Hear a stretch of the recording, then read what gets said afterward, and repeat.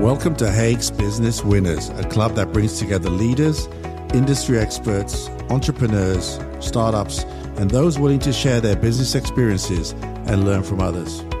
Just like my podcast, Other Side of the Business Card, we explore business conversations with humanity, humor, and passion. Listen in as we uplift, motivate, and learn from each other. Wonderful to have Rob Darwin here. I want to introduce our guest straight away. Rob, welcome. Thank you very much, Hague. Nice to be here with all these very clever people all around me.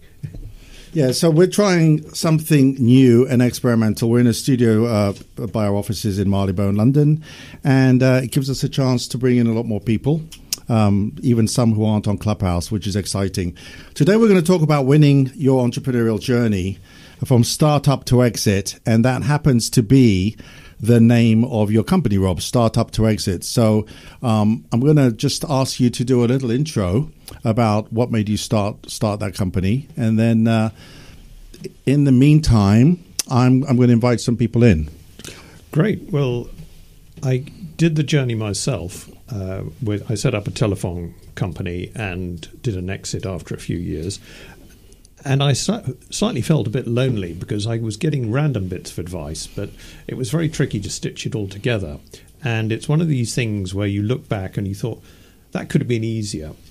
And so with a few friends, we kind of put together this idea of the Startup to Exit Club, which has got quite a lot of pro bono, which we publish on the site, and we help people to do their pitch when they're trying to raise money and things like that.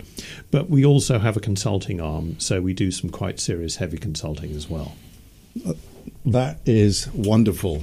I wanted Rob to quickly introduce himself, and then I want to go to Abigail, Julie, and Melissa to kind of help put the agenda together, because we're generally a seat of the pants show here where it kind of just flows.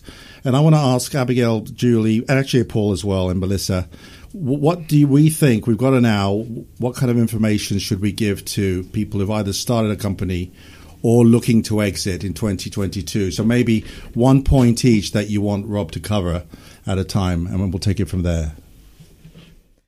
I'm really interested to hear from Rob around what a startup founder could do to save time, because there's so many things that you need to know, there's so many things you need to do, there's so many places, there's so many people, and ultimately there's so many ways that you can waste your time. So I would really love to hear Rob's top time saving tips, and perhaps he can talk us through his methodology while we're there.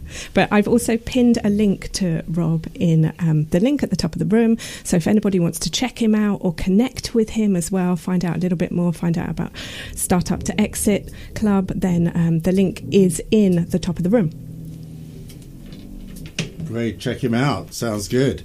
And then we're going to come back to you with those questions, so don't forget your questions. Paul, what is it that you think is the number one thing you'd want to communicate to people with startup or looking to exit? Yeah, I think from my perspective, and what's interesting, I think about what you've done, Rob, is I always think there's two types of startup. There's one where you build a company and good things happen, and there's another where you build a company, good things happen, and then you exit. So I think if you could talk a little bit about how important it is to find a road to the exit, which you've obviously done successfully, I think that would be really interesting. And Melissa? And actually, Shay, if you're on too, maybe you can follow straight on from Melissa as well. So, Melissa, what's the one thing you want to cover today? Thanks, Hague. Hello, everyone. What I would like to know is what Rob's thoughts are on the differences between a legacy business versus exiting a business. I suppose I'm in the process of setting up my business. I haven't set it up to exit. I set it up for more of a legacy, an idea, a concept, something to continue. I don't plan to leave it at any point.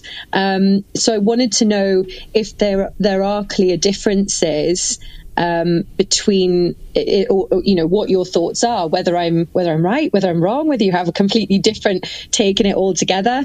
But I just have no intention of exiting it. like ever. So to me, well, actually, no, let me explain that a little bit more. I see it as, when I talk about legacy, I see it as that I retire and pass it on.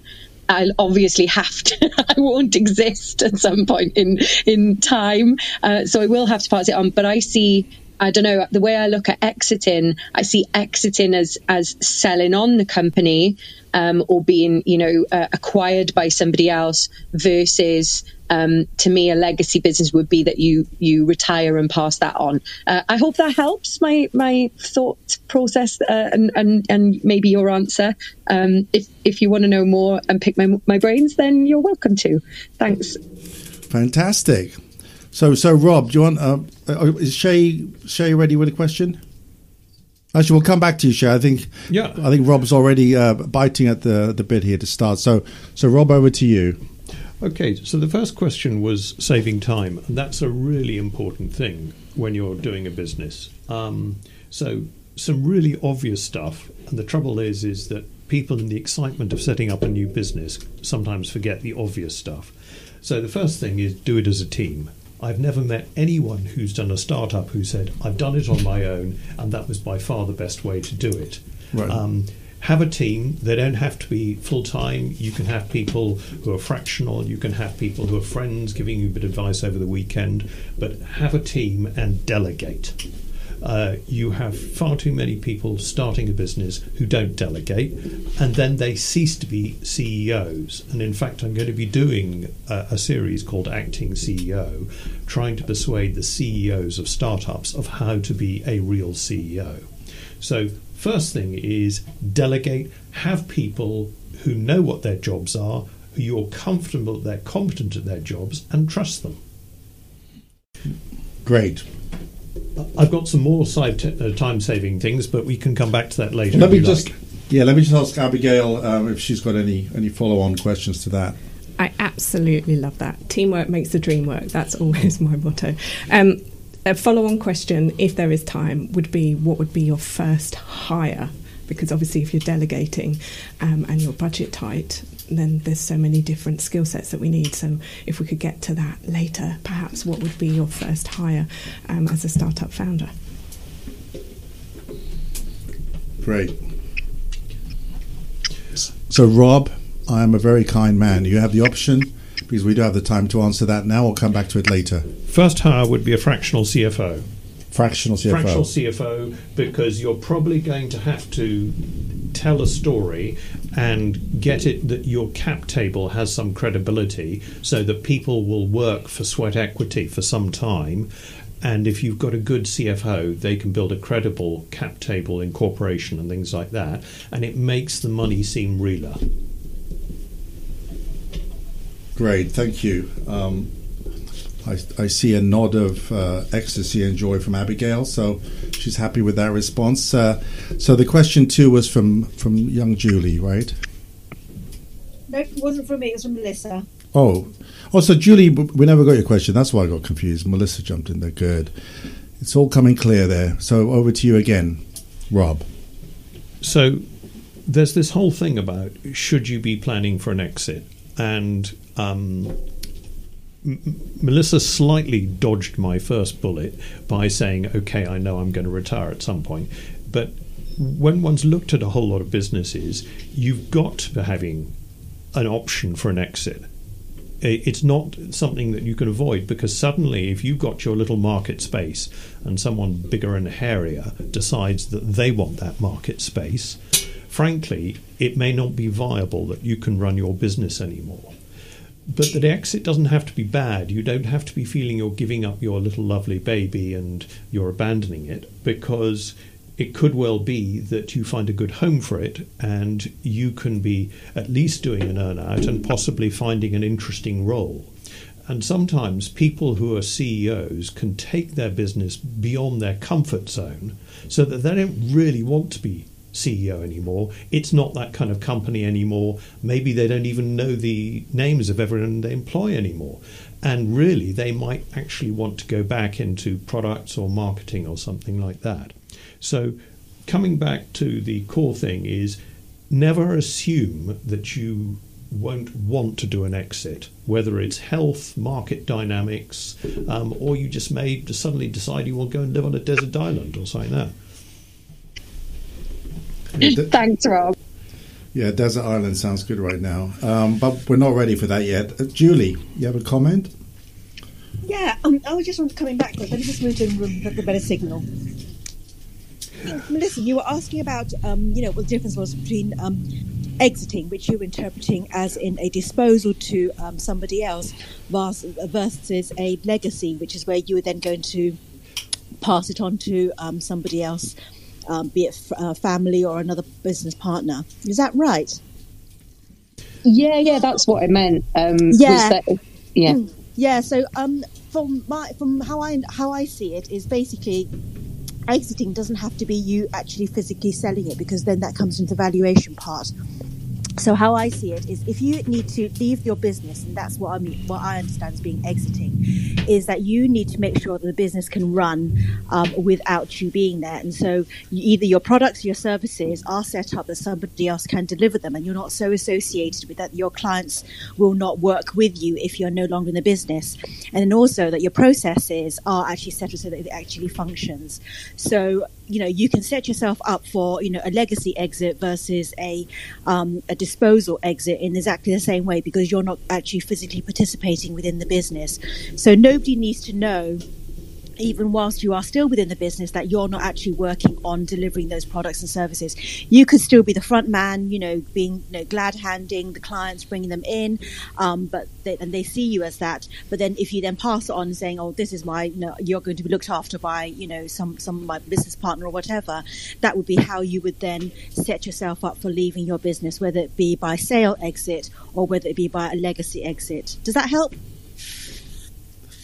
Yeah, Julie, that absolutely helps. So thanks for that. Melissa, did you have anything else to say about that? No, it was really good. And yeah, it's definitely food for thought. It's very interesting, isn't it, when you're always looking at somebody else's business versus asking the question when you're sitting in your own. And I love that the combination of both of those answers has given me a little bit more clarity. So really happy. Thank you very much. Back to you. No, it was really good for me too. Some nice clarity there. Going to hand back to Rob to answer Paul's question. Can you just repeat the question again? So Paul was talking about the road to exit, and I know a friendly serial entrepreneur who, before he even founds the company, he will ask who will buy the company and what's the basis of valuation. And I think this is more of a kind of Silicon Valley thing.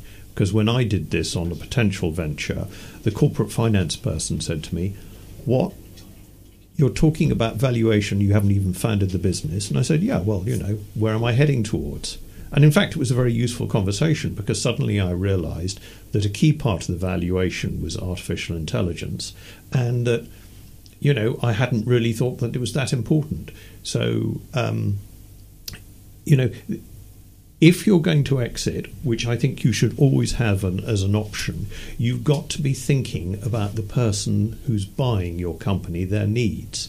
And that's basically good sales 101. And,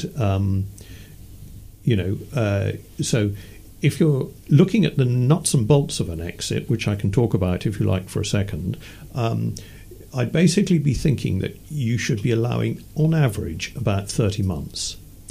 And working back to the check in your hand, or at least the first of the checks in your hand, you're probably going to allow about 6 months for the transaction. And yes, we'd like it to be quicker, but the lawyers have got to earn their slice, and they seem to be all nicely well off. Working back the previous 12 months, what you're doing is you are really working with your candidate purchasers, and you are showing that you are trustworthy, that they are buying something that they really understand. And that's going to take 12 months, because they're probably big companies and they've got a lot of decision makers, and they're going up a learning curve. Having said that, it may be that someone else comes in and snags them at the post with a better offer later on. But there's nothing like being well prepared and allow 12 months. So we're now 18 months before cash in hand. You've then got another 12 months to to sit down and really plan what your exit is about. So just as an ordinary sales thing, work out who your market segments, what's the basis of valuation, is this a need, want, or a pain sell? And it's classic selling, just on a much longer lead time for a very big sum. Now, most entrepreneurs don't like the idea of spending time on this, because they feel it's almost some kind of sign of mortality, that they're not going to live forever or something like that. But this is the biggest sale they are going to make in their lives. Okay, and probably the business is not going to earn them lots of cash, because if they're expanding well, they're having to put the cash back into the business to keep it growing. So I would urge people, maybe once a quarter or something like that, stop sprinting like crazy and allow a little bit of time for reflection about why you're doing it and what might you need to do. That's wonderful, Rob. Thank you. And I think we're going to just reset the room now. I'm going to ask Kev to do that. After that, I'm going to give you my exit story, because on the 31st of December, I got out of my US business, and I can tell you a little bit about that. And I want to do a recap in terms of what we'd covered last year in Hague's Business Winners. And I'm welcoming two guests up on stage, Chris and David from the Sales Angel. So we'll either get some tips for them around startup to exit tips, or questions for you, Rob. So, Kev, can you reset the room for us and just tell them a little about what we're doing here? And maybe you can drop in the podcast stuff, because I'm too modest to do that. Thanks.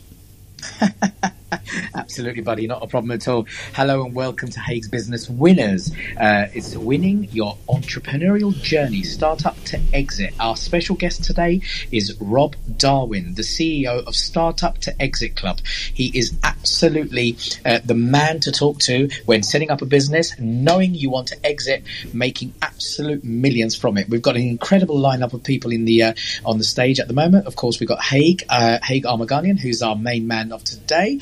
And this room, and he's the boss of this particular club that we run every single week. We've got Shahi in the room, Abigail, Paul, Julie, Melissa, and of course David, the Sales Angel. We've got some incredible people in the room and incredible people in the audience. So a massive shout out to Will, Elvis, Rebecca, John, Sarah, Dell, Beneath, Nina, Tonya, and Dinesh. Hi, and thank you so much for coming into this room and giving us your support and listening in. But don't just listen in. If you want to ask a question, if you want to find out more about entrepreneurs, about business, about startups, and you want to ask a question to our main man today, Rob Darwin, then please raise your hand, come up onto the stage and ask your question. But there's a ton of great people here who have run businesses, who still run businesses, that can answer your questions for you. In the meantime, yes, Hague has got a podcast called I thought I got kicked out of the room then. Has got a podcast which is absolutely fantastic. You can listen to it on Spotify, and it's called Between the Lines. It is fantastic, and of course, everything that Hague is doing it for your benefit. So come up onto the stage, join in with the conversations, and let's make it happen. Hague, I'm going to pass it back to you and back to Rob. Let's keep the room going. Yeah, so I just wanted to say one thing you said, Rob, was really kind of important. I did not spend. I was trying to sell my US business or move it on into some kind of merger, which we did for about 3 years without really getting a lot of action. And then it was only until I really, really focused on it and the value, and a lot of that was thanks to Paul, that we managed to get the ball moving. We looked at 3 companies that were interested, and we kept moving things along with a great finish at the end of the year. So I think some of the comments you make there are really important.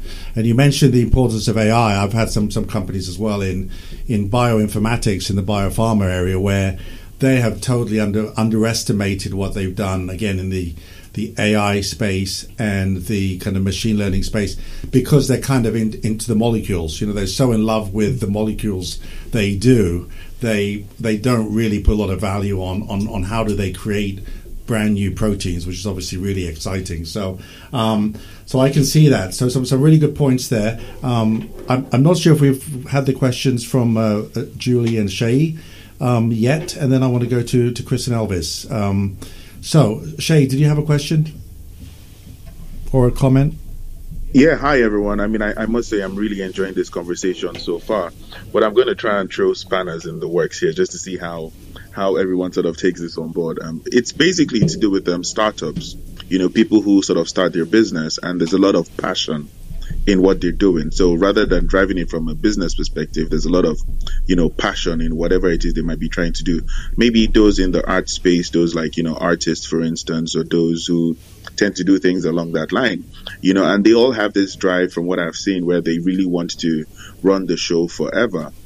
So, I mean, Rob, from your perspective, how do you balance that emotional connection to a venture or a business, that, considering you might have to let go of it, if you're looking to sort of exit, what sort of ideas or sort of tips might you give for people who are sort of starting such businesses? Because I'm very sure if you're starting a business based on, let's say, passion, or you want to have long-term ownership, it's slightly different to how you run a business if your intentions to sort of exit sooner rather than later.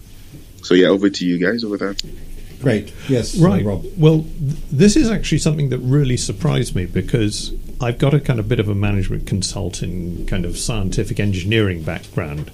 But the more I looked at startups, we came across the idea of a vital trinity, that we think that it's really great to have three kinds of personal motivations for a very successful startup. And we basically break it down into the customer, the creative, and the corporate. And the creative is someone who just thinks of doing something better, something differently, or something like that. And they're really in love with making something better. The customer person is someone who loves customers, who can really go on forever about stories about why customers buy, what's important to customers, some of their best friends who are the customers and things like that. And then there's the corporate, who frankly is a fairly cold fish by comparison to them. But the corporate is the person who is the safeguarder and can, hold everyone in control. Because the thing is that it's an incredibly stressful thing doing a startup to an exit. And everyone wants to contribute, but sometimes everyone starts treading on each other's toes. And it can get really bad if everyone is the same personality, if everyone's all creatives. Whenever a problem comes in, they think that this is a creativity problem, and they all start being creative together, and you can have a horrible clash. And then sometimes you'll have someone who's let's say a customer person who is totally bullied and pushed out, when in fact they may have on a particular problem the biggest contribution to make. So I think personality matches is incredibly important, even though this comes from a bloody engineer. So what's my label then? Am I corporate, customer, or I forgot the third one? Corporate. There's corporate, creative, and customer. Oh, creative. Yeah. I'd have you pegged as a customer person. You're a real people person. Okay. Well, I think I like that. Okay, I'll keep that. Actually, one thing you did say, actually Shay was there last night too. We had a company of entrepreneurs event where we were looking to see the impact we make on 22, and they had a statistic, something, I'm going to try and remember right, that 50% of entrepreneurs fail within 5 years. So it was a horrible statistic. And one thing that the company of entrepreneurs was doing through a lot of these sessions at the University of Westminster, and then I think London Business School, all sorts of different programs in London, the Culture Mile, was to try and educate these kind of new entrepreneurs in not kind of falling over themselves in the beginning. Yeah. Well, the statistic I've heard is that 90% of companies fail in the first 5 years. And yes. And if I then have a look at how many of them achieve any kind of thing close to what their dreams were, I'd say probably, you might have 10 to 20%. It is an absolute carnage, and frankly, it's unnecessary that there should be such a high failure rate. If I put this from a point of view of an investor, when I'm an investor, I basically try and break things down into three, as Paul would approve of. And essentially, the first thing is, what's the idea? And the idea, which I'd mentioned to Abigail, it has to be simply communicated. and you've got to learn how to communicate it to your different stakeholders. So what is the idea? And that idea should go right through to exit. In other words, I'm going to do some clever widget that Google are going to spend zillions on. The second thing is the ability to execute. And there, it's just really a question of having the right people for the job. You've got to have someone who can own marketing, someone who can own sales. Even if you think the product will sell itself, it probably won't. And then the third thing I look at, obviously, is the deal. Yeah. Excellent. I'm really loving this. Excellent. Abigail, I know you've got a question. So my question is really on the back of what was shared just there, and that's like, what is something that a startup founder should know but they don't know? Because I always think that if this failure rate is so high, it has to be because we don't know something. So what is it that we don't know? Having a good idea is no substitute for being able to execute a good idea. So it's really the feasibility study up front that need to do. No, you've got to be able to execute it. Right. Time and time again, you'll get, let's say, 3 brilliant computer scientists coming up with the most fantastic product, and they don't have a salesperson, they don't have a marketing person, and they think their idea is so brilliant that it doesn't necessary. So you're saying the ideas are good, but the people who come up with the ideas don't necessarily have the capability to execute on the ideas. Yeah, you've got to be able to execute. Yeah, got it. You have to have a CEO who can be the CEO. Otherwise, the company will probably go horribly wrong. Yeah, brilliant. I want to just go to Chris. Chris, did you have a question or a comment for Rob?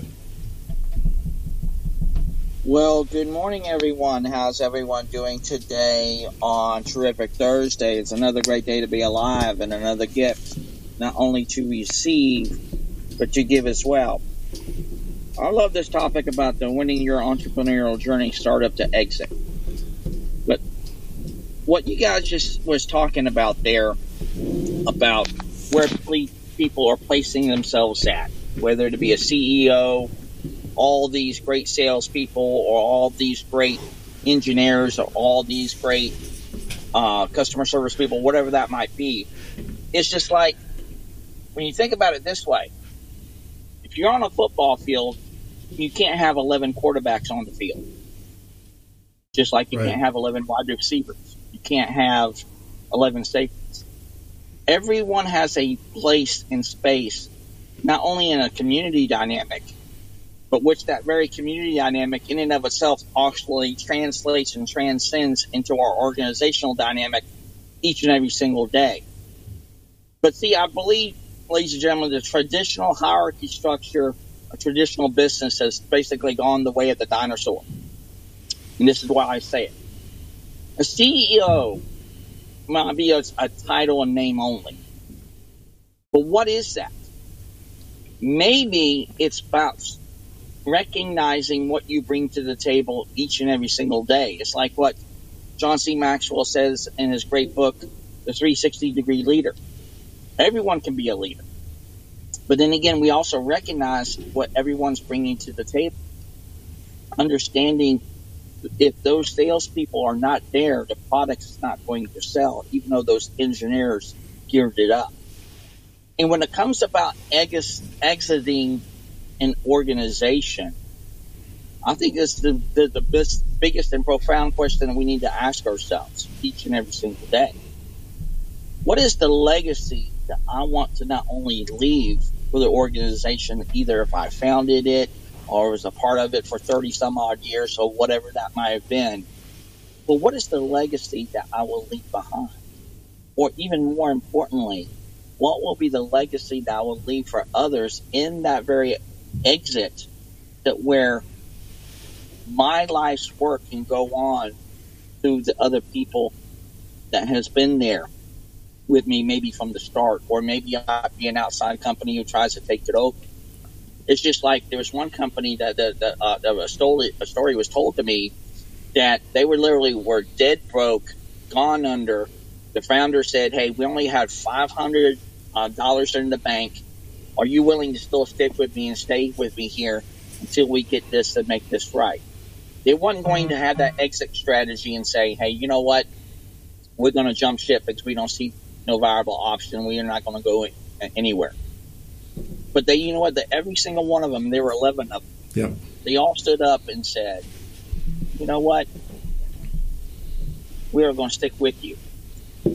We believe in this. And when the merger came to be, they said, the one thing that the guy asked the guy who's going to buy the company, he said, there's two things I'm going to ask of you, and that's all I'm going to ask. Or if you don't do this, there won't be no sale. Number one, everyone who is in this organization comes over with everything that they've already have in there. They will be there. And also, I will come in too as well. But then again, if you do something that's going to defeat the brand or undercut the brand and undercut what we built here, I have the option to pull the plug at any given moment, and then I can take back my company. And those are the two only things that they ask, and you got it met. And see, I think that's the thing that we need to ask ourselves. Like I said, I think that's the bigger question: is what is the legacy that we will leave for others and with others in such a way. Not only does that matter, but how do we carry on of what we've done, and how do we pass on all what we have learned and what we also have learned from others? And then, to me, ladies and gentlemen, it comes down to simply these three words: listen, learn, and lead. Because if we all become better listeners, then we can all become better learners, and then we can all become better leaders, and more importantly, I even dare say, better people because for it. Great. Thank you, Chris, for that. The thing I like about what you said too is I think, and I'm going to hand off to Rob to say what he thinks, but I've noticed now more and more of the business kind of leaders or the entrepreneurs that I meet are purpose driven, and they really kind of want to get something out of that. So I think Chris's comment is spot on in that. I think the Gen Y, especially nowadays, don't want to just build a business and make money and get out. I mean, a lot of them do, but generally there's a purpose behind it. And I've even had consultants who work with these guys who basically just say, I'm not going to work for a company unless it's got a real purpose, unless I see the founder wants to make something of it. But Rob, I'll hand the mic back to you. Well, I think I'm going to look at three different aspects of this, if I may. The first, which is the mention of the team, and not everyone can be quarterbacks, and I'll link that in with risk management. The second thing is there's the motivation about why people are going to work for you and why they are going to work the extra hour, be extra special. And the third thing I'm going to do is I'm going to push back a little bit on the role of the CEO. So, if we start off, Alex Osterwalder, who I think is one of the cleverest people in this business, basically says that businesses are discounted cash flow and how you manage your risks. If you have got a whole lot of quarterbacks on your team, I'm sure that you're going to lose. And it's really unnecessary to take on different risks. So you take on necessary risks. Otherwise, just do things the normal, conventional way. Have your CEO, CFO, CMO, the normal stack. If you can't afford them full time, that's not a problem. You can have them fractional. There's a lot of people with a great deal to give who will do it fractional, and quite frankly, a lot of them are prepared to do quite a lot of sweat equity. So you can kind of keep your costs down. You don't have to have a full-time CFO. In fact, most companies would just bore the hell out of someone, which neatly sneaks me into the second thing, which is how are you going to get the best people for you to work with passion in your business? And sure, you can give them some money, you can give them some executive this, that, and the other. But really, it's about, I think, your ethic, your brand, and your motivation. And, it is very, very stressful doing this startup to exit journey. And if you've just got a bunch of people who are in it there for the money, I don't think they're going to last the marathon. I think you really have to share that sense of ethic and brand and what motivates you, what makes you want to come into work every day. And that's a very, very important thing. And funnily enough, that's one of the things which is a CEO responsibility, which is my third point. Now, there have been a lot of people who felt up until the beginning of the pandemic that the CEO really wasn't necessary because the world had moved to this rather dull, just-in-time economy. Then along comes the pandemic and everything is up in the air. All the things have been questioned. We start transitioning to a just-in-case economy, which is much less efficient and has a lot more surprises. And suddenly people discover what a CEO is for. The CEO actually has to listen and learn and lead. And it is their job. And if you don't have a CEO who can do that, your company will be very, very exposed when something nasty happens. So you do need to have a CEO, and I'd slightly challenge the people who say you don't need a CEO to ask whether they've ever been a CEO. My question was, what would you say a CEO needs to do to educate themselves in order to be this CEO? Because it might be that they've got the idea about what they want to do and how they want to do it, but they might not necessarily have all of the skill set, that mindset, the tools, because obviously this failure rate is so high. So are there books you recommend? Are there clubs you recommend? Are there courses? I know it's a bit of a tactical question, but I think it's really, really important for this conversation today. Well, you mentioned a high failure rate, and let's be brutal about this.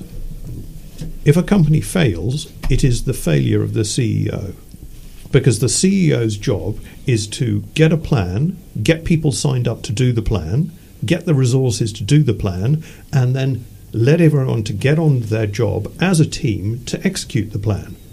And it really is that important, the role of the CEO. Now, in a lot of cases, people will have a great idea for a startup and they've never been CEO before. So the question is, what do they do? Well, the number of people I've met who have just been dismissive of the role of the CEO, saying all these people are CEOs, they don't know what they're doing, and they just go around between golf courses and things like that. And I do actually like golf, but that's another thing. So the first thing is, bloody well read a book about it. Don't dismiss something that you can't do just because you feel that you want to be better than someone. It's hard work. So first of all, read a book about CEO. Get to know some CEOs. I mean, particularly if you're a creative type personality, you may regard kind of the CEO as the chief evil bastard at a long line of people who make your life awkward. Right. But nevertheless, your venture will probably fail if you cannot be a good CEO. So you have to, just as people should respect the chief marketing officer, the chief technical officer, the chief financial officer, you have to respect the role of the CEO. And so start learning, read books, talk to people. And, as Chris said, listen, learn and lead. CEOs have got to be good listeners. I love that. So I'm going to really drill in to be more specific, because we love getting actionable tips from these rooms. What is the number one book that you recommend a CEO should at least have read? Don't know. Sorry. I will post on LinkedIn after this a suggestion. And I'm assuming this is for someone who's never been CEO before, but has to suddenly step into those shoes for the essential running of the company. Well, thank you, Rob. Yeah, I've got some book suggestions too, so that's a good idea for this week on LinkedIn. I'll also post something. I want to go over to Julie. We haven't had Julie share. I know Chris had another question, but let's get Julie's first question out, or comment. Julie, over to you. Sorry, it wasn't a question, it was a comment, and It was following on from Rob, if you don't mind. Is it okay if I comment? You were only allowed a first question because you've already had a first comment, but no, I'll make an exception, Julia. Go ahead.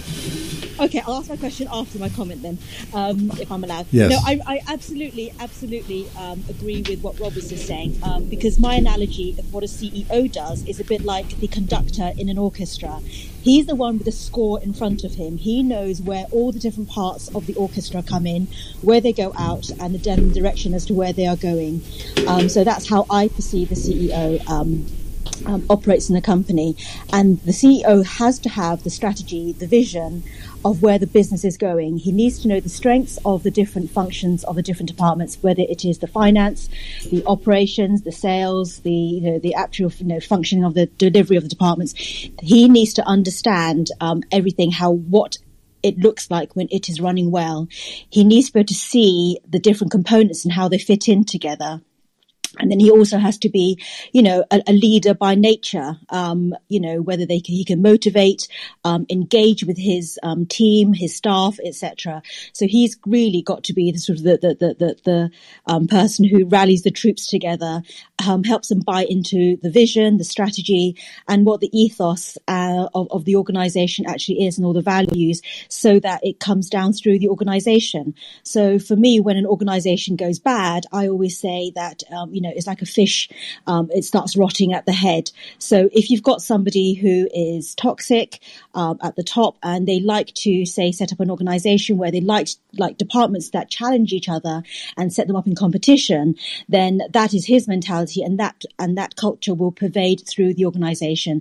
But if you have a CEO who has a sharing culture and likes for somebody engagement, whatever the CEO is, whatever the way the CEO operates, whether his culture is, it will pervade through the organization. So if you are bringing on a CEO for an organization that you have set up, and knowing that you don't have a CEO skills, you must make sure that your CEO has the same vision and values that you have. Otherwise, they will not be running it in the way that you want it to be run. So that's my share in response to, role of a CEO. Is that okay? Yeah, Julie, that's a fantastic share. And Rob, do you want to say anything following that share? I think that companies go through various phases. The classic phase is startup, where they're desperately scrabbling for money and trying to persuade people to work for near as nothing free. Then they do orientation, which is they sold the investor this great kind of wonderful idea that everyone's going to want. And actually they then discover that's not quite what people wanted, but kind of close enough. And if you do some good listening, you will emerge from orientation. Then you move into scaling. In other words, you've got a great idea, and essentially you've got a money-making machine. In other words, you crank the handle, in goes money, out comes more money, and you have a whole lot of happy customers and other good things. And it may well be that your startup CEO, who was great at the startup, who was fantastic at the orientation, is not a scaling startup. Not a scaling CEO, because suddenly you just have to get all bureaucratic and handle lots of people and lots of money and lots of people doing things. And so it may be time for a different CEO.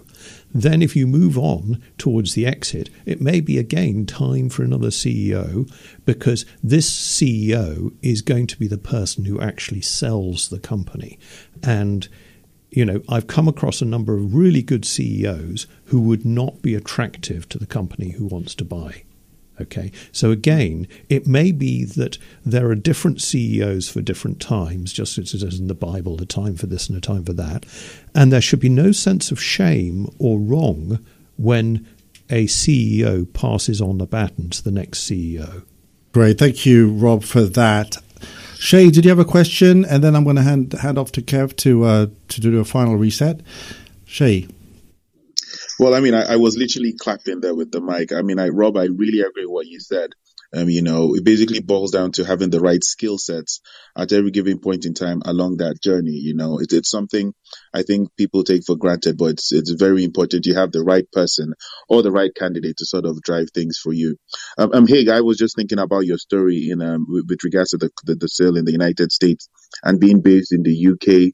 I think for people, Rob, what's your view on, opening up your opportunities globally as opposed to just restricting sales within the UK? And then also, for those who might be interested in looking to sell their businesses, are there any outlets they can go to. I think it's pretty obvious where they could go, but what would you advise people that are looking to sort of sell their businesses? What would you say is a good starting point from a website perspective or a contact based type thing? Do you service your own car? Shay, do you service your own car? Not necessarily, but I do watch YouTube to see if I can service it, though. Okay, well, this is the biggest sale you're ever going to make, so don't do risks. Use a garage mechanic for your car. If you're selling your house, use an estate agent. If you are selling your company, use someone in corporate finance who's used to selling companies. And they are used to very long lead times, so they will give you a lot of advice. And in fact, they'll probably quite like it because time and time again, they get someone coming along saying, we've just had an offer from X. Is there anyone else we can get to look at buying our company? And then the corporate finance person will say, have you done this, this, and this? And they said, no, we've been too busy running our company. So first advice is start talking to the experts and talk to them early. Because, if someone was trying to sell you a really weird-looking house, would you want to buy it? People who are going to buy your business, want to buy what they want to buy. So have some respect for the client, have some respect for the selling process, and, respect the job of the corporate finance person who is going to do the transaction.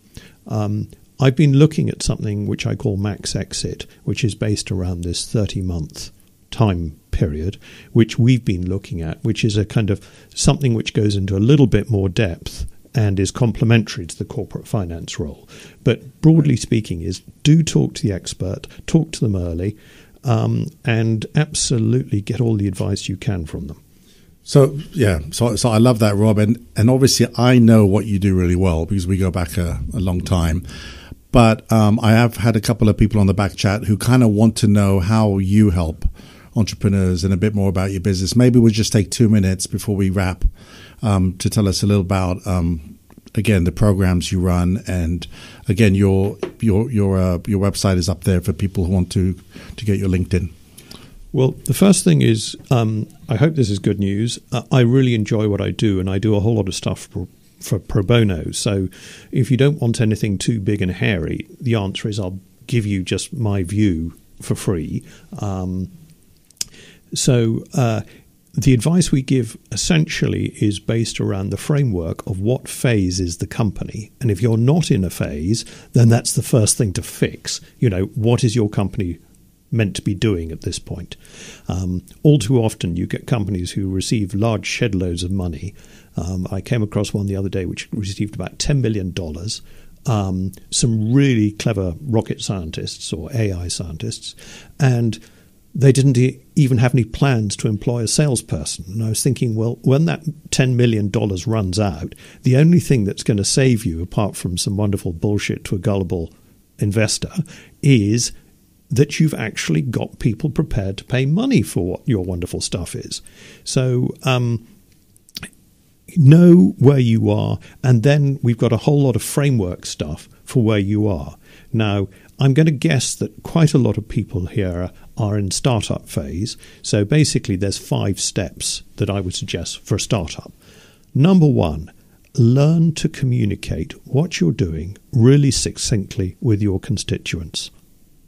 Okay? And it's just a communication job. And business is a social process. It's people, they've got their needs. They're not just doing it for the money. So you've got to get in with that. The second phase is form the company, get yourself a fractional CFO so that you've got some kind of never sweat equity that you can persuade people to start getting on board. The third thing is get your team on board, because an investor who's worth their salt will want to see that you can actually execute the plan. And saying, I'm going to get a salesman, I'm going to get this, that, and the other when you've given me the money, probably is not that attractive. The fourth one is risks. Really start working on what your risks are, because investors hate risks.